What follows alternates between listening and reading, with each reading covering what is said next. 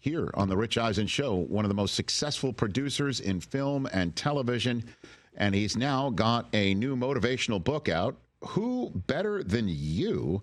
It is written by none other than Will Packer here on the Rich Eisen Show. Good to see you, sir. What's up? How you doing? I am great. Can I just say something? Please. Because I watch the show. Thank you, I listen sir. to the show like everybody at home. It is more comfortable than you think, guys. I'm going to tell you. Like the show, the set plays well.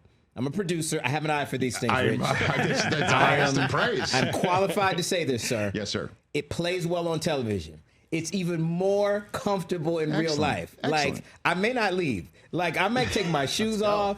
Like, dude, I saw snacks in the back. Yeah. Okay. Like, this is like the ultimate living room. I'm looking for the bar, though. I'm not sure. Oh, it's like, there's we've booze got, everywhere. we've got. I mean, what do you want? Is there? Okay, all right. I don't need it now because I want to be coherent on the show with you today. It's 5 o'clock sir. somewhere, and I know it is indeed. And I see it now. And I know you're on a book tour. I am on a book tour, so that means I'm always looking for a drink. That's what that means. I love it. And by the way, congrats on this book. I only read half the title. This speaks to me. Who better than you? The art of healthy arrogance and dreaming big. I like it and it's interesting. Again, Will, that obviously you had me at hello, and I have you on anytime. And this book, the phrase that I've been saying to Chris and everybody around here, this is year 11 for us, and we were a podcast before we were this show. Yes. The phrase I say is, if not me, who, and if not now, when. Yes. That is our mantra here on this program. And that is the mantra of the most successful people in the world. And I've been very fortunate. I've been in the game 30 years, Rich. It's like sneaks up on you. But in a 3-decade career, I've, like you, had an opportunity to work with some incredibly successful people, some people that are known around the globe. And one of the similarities that they all have is this concept that not I could be successful, not I might be successful, but that I deserve success, that I will be successful. What you just said, who better than us, right? Right. And so the reality is that being in the game as long as I have, being around these folks, I really feel like there's a set of transferable skills that I've learned dealing with some of these folks. I'm telling stories in the book of some of my most fun Hollywood disasters, as well as some triumphs and everything in between. But the point of it all is that these successful people walk into a room and they don't ask, do I belong in this room? They say, not only do I belong in this room is better because I'm in it, and I've got something to add to this room, which is the difference between healthy arrogance and toxic arrogance, right? That was going to be my question, is describing healthy arrogance for the audience. Will, what is that? It is that supreme confidence that there is nobody more deserving of success than you. You walk into a room full of successful people, you feel like you belong. But it's not, I am better than everybody else here. It's not, I'm a winner because you're a loser. That's toxic arrogance. That is that unsubstantiated hubris that we see all throughout my industry, Hollywood, and many industries. This is more this feeling of, I am just as good as anybody else, and I've got something to contribute, because true leadership, as you know, Rich, is about getting other people to see a commonality in your goal and in your vision. If you can get other people to buy into what you're trying to do, your likelihood of achieving that success is so much higher. It is so much greater because now you and I are rowing in the same direction. But now to do that, there's certain things I have to do. I have to listen to you. I have to know what motivates you, what's important to you. I have to figure out a way that I can align your goals with my goals. Ultimately, keeping my eye on what's important for me means making sure that people around me also buy into that. But it also, first and foremost, means that you know your goal is important. Who better than you? The Art of Healthy Arrogance and Dreaming Big, Will Packer. It's wherever you get your books right now. How did you get started? How did it all get started for you? Man, I was an engineering major at Florida A&M University. I am a proud graduate of FAMU, and I got a scholarship because I was strong in math and science. But I didn't have a passion for engineering. And I, like a lot of people, didn't know what my passion was, right? Okay. Like, you know, when I hear people say, oh, I'm looking for my passion, what's the thing that's gonna wake me up in the morning and make life worth living? And I say, listen, that's great for an after school special. It doesn't work in real life. Oftentimes, you gotta kind of find it along the way. So for me, you know, I was majoring in engineering, and working hard, right? I graduated magna cum laude. But along the way, I hooked up with a guy who knew he wanted to be a filmmaker. And I helped him cast and finance and ultimately self-distribute the film. I said, yo, this is great. What's this called? What did I just do? I said, oh, that's called producing. I said, there you go. That's what I'm going to be. I'm going to be a producer. And that's kind of how it got started. And then along the way of using a skill set that I had some innately and some I honed and learned, on the job training, I fell in love with the art of storytelling. That's how I found my passion. So I didn't wait for it to find me. I got busy being active at doing something I was good at. That's what I encourage people to do who are trying to find their passion.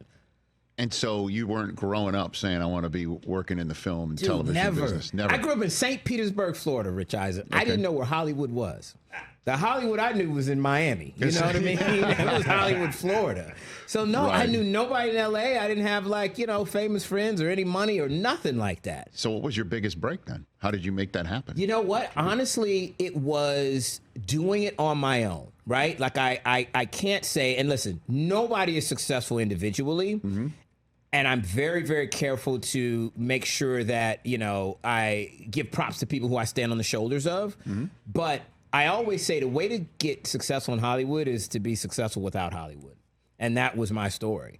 I went out and I was doing independent films. So I shot this first little tiny movie called Chocolate City.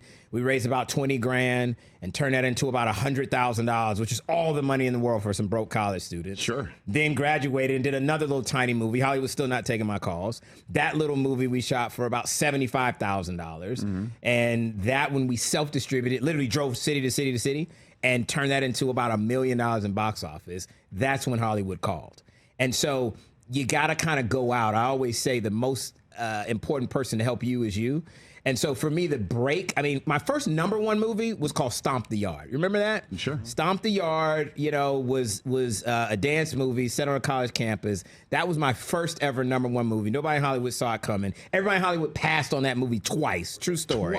Twice. Absolutely. I would come back into these rooms, Rich, and they would say, didn't you just leave? I'd be like, yeah, but I got it. They'd be like, no, it's the same thing. I'm like, no, but I got a different take on it, dude. We saw you. You just changed your blazer. We know it's you, right? I would literally go back in those same rooms. But all it took was one yes. I got a ton of no's, but that one yes is the one that allowed me to make that movie. It was for a division of Sony Pictures called Screen Gems. And that movie was #1 at the box office for 2 weeks in a row. And that's when Hollywood said, hey, who's this Will Packer guy? And I'm sure, though, you've made deals since then with people who initially told you no to start?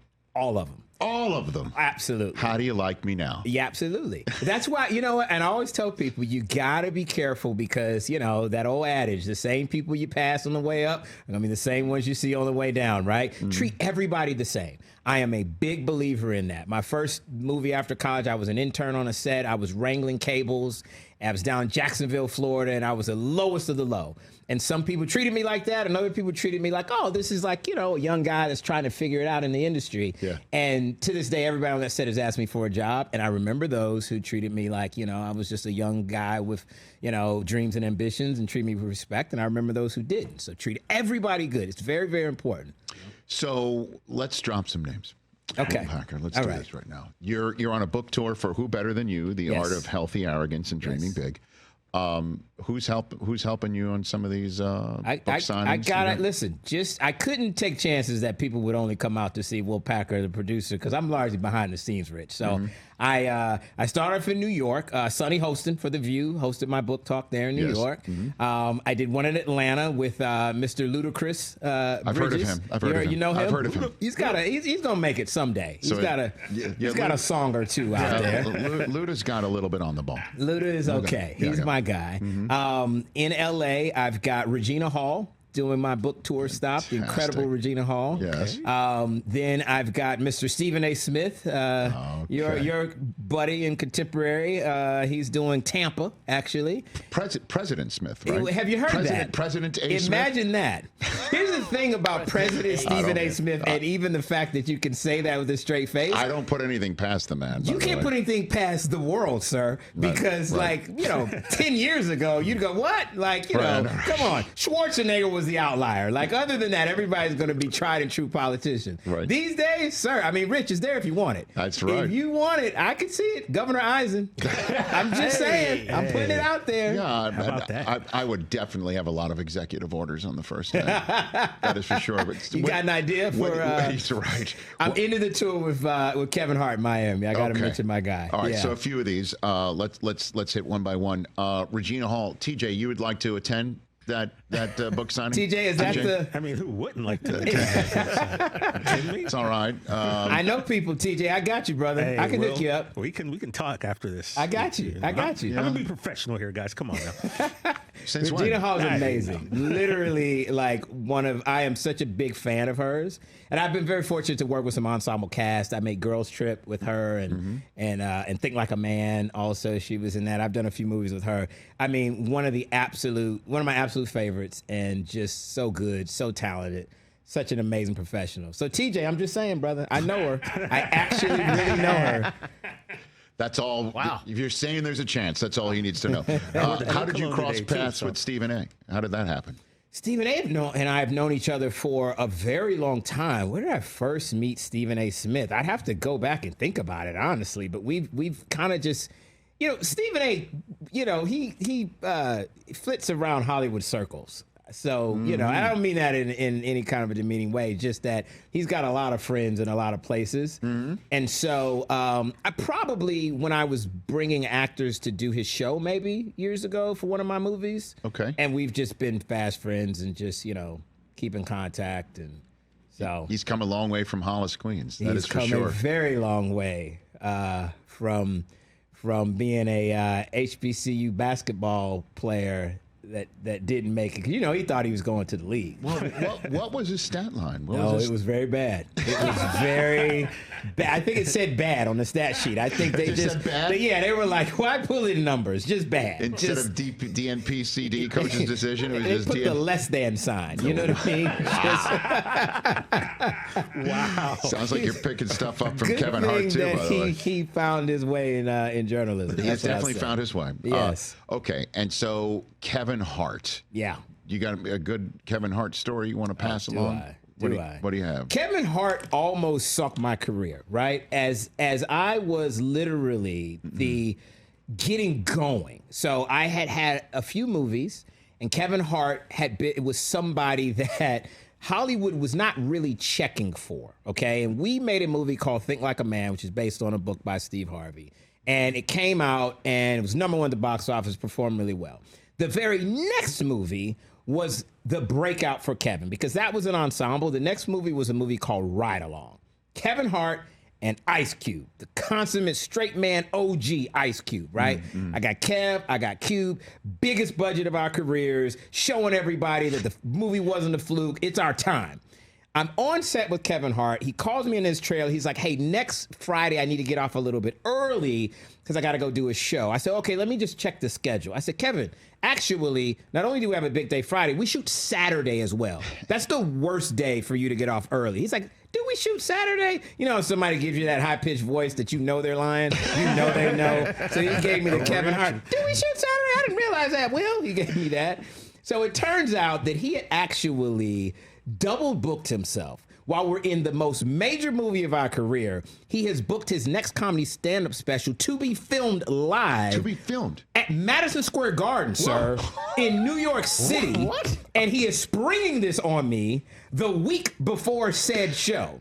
So I have no choice but to try to figure this out. Yeah. Let me tell you how my very good friend, very loyal, very hardworking, is a spawn of Satan. Because he then says, okay, Will, listen, I know I should have told you earlier, but trust me, I got you. Fly up there with me. I'm going to go do the show. We're going to fly back the same night, get back, and I'll shoot the next day. I promise you, I got it. You'll be there to make sure that everything goes right.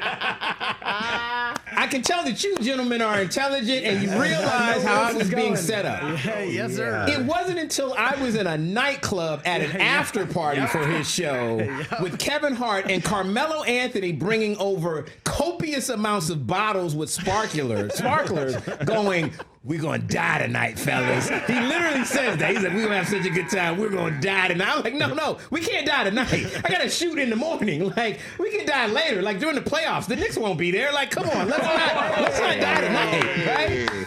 Anyway, at that moment, when Kevin goes, well, I tried, I realized it was like Usual Suspects when you realize when Kaiser Soze was. I was like, he planned this because he's no longer walking with a limp. Dude, if just the star leaves set, right, and then doesn't come back and the movie's in jeopardy, the star's in big trouble. If the producer of the movie is with him, I'm complicit. I'm the one, it all falls on me.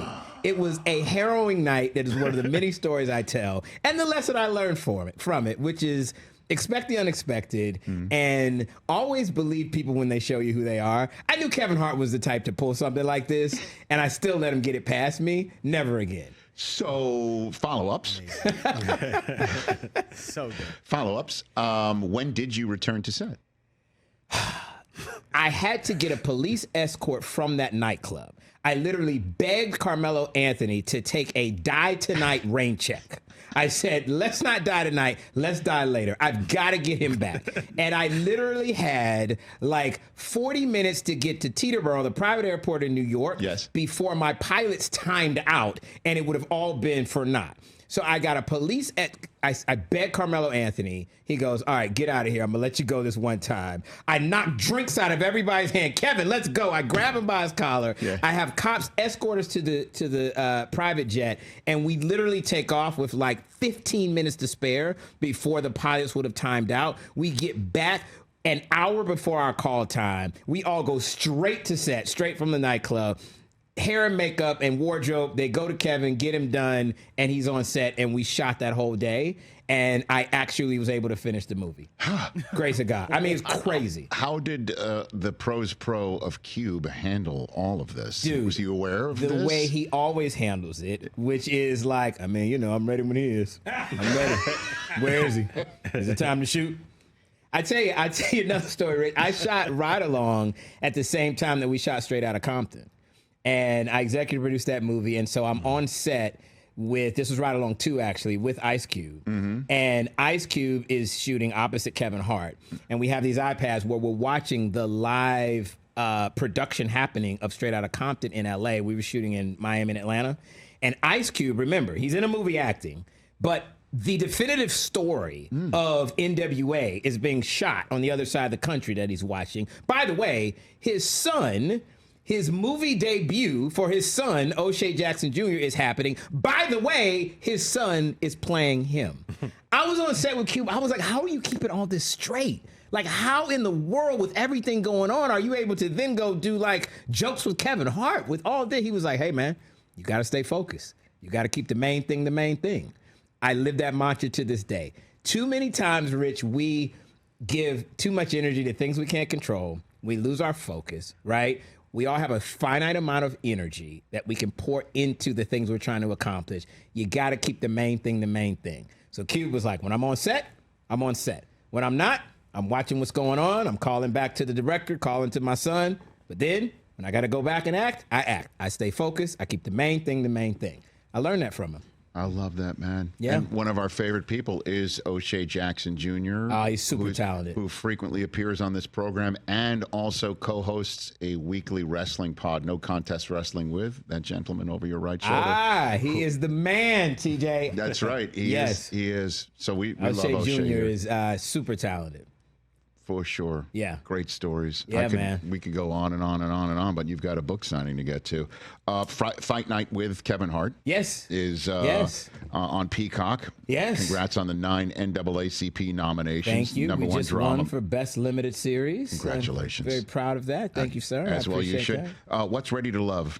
Ready to Love is a dating show. Ready to Love is the longest running African-American dating show on television. I am like Chocolate Cupid, Rich Eisen. I am up here. I'm setting folks up.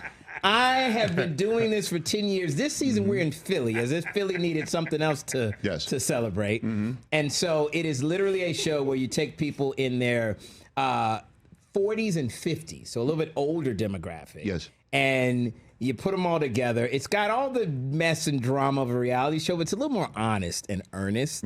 And so it's a fun show. So it runs on Oprah Winfrey's network. On OWN, yes. right? Yeah. What's all right? What's it like taking a business meeting with Oprah Winfrey? Oh, it's nothing like it. And saying, I want to do what I want to be. Do you use the chocolate Cupid line? No, I didn't. I don't dare with Queen O. I didn't, because you gotta be careful. Because if you drop a joke with Queen O and it doesn't land, like you lose your citizenship. You know what I mean? Like it's over. Queen O can cancel you. You know. So I didn't use that, but I told her. You know what she told me, and I pitched the show to her at her house. So okay. Yeah, I'm not just name dropping, Rich. I'm location dropping. I'm geolocation dropping, brother. So I was at Promised Land, is what those of us who know call it. Okay. It's called Promised Land, which is her incredible Monts in Montecito. And I was there staring out at her, orchid of trees, and I said, I got this idea for the show, and she goes, Will Packer, as long as you don't put no mess on my network, don't put no mess on my network, Will Packer. I said, Oprah, I will not put no mess on your network, ma'am. And she said, all right, go do what you do. So it's cool. I've actually had several shows on her network and had an opportunity to work with her. She actually, this book is on her top self-help books of 2025. Yeah, it is. So that's kind of cool to get that is great. To get the thumbs up from the Queen. I love that. So her phrase "no mess" is shorthand for the one end of the reality television dating spectrum. Yes. You know what no mess means. Because we were one of the first, and maybe the first, unscripted show on her network. Okay. Especially like this, I'll say. The first definitely dating show. And she was like, listen, my name's on this. No mess on my network, Will. I'll never forget she said that. Kept me up at night. I had a no mess meter when we would be editing that show together. I was like, y'all, I got to get back to Promised Land someday. Don't mess me up with the Queen. That is so funny. You're the best, man. At Willpower Packer on Instagram. Yes. And of course, Who Better Than You? The Art of Healthy Arrogance and Dreaming Big, where all books are sold right now. Fight Night on Peacock, Ready to Love on OWN, and so much more. What a delight seeing you and meeting you in person. Absolutely. It's cool. I love it. I'll be here when you guys come in tomorrow because it looks like you could stay here, guys. I'm just telling you. If you get a chance to do a tour, you know if Rich Eisen does tours, but it is very cool. It's like the most amazing man cave you ever want to see. We call it a 5-star tour, 1 minute for every star that we have, 1 star for every minute or second it takes. But there's a lot of other neat stuff around here. I like it, brother. Explore the studio space. The great Will Packer. Everybody get his book, Who Better Than You, right here on The Rich Eisen Show. Catch The Rich Eisen Show every single day on the Roku Channel, 12 to 3 Eastern, for free.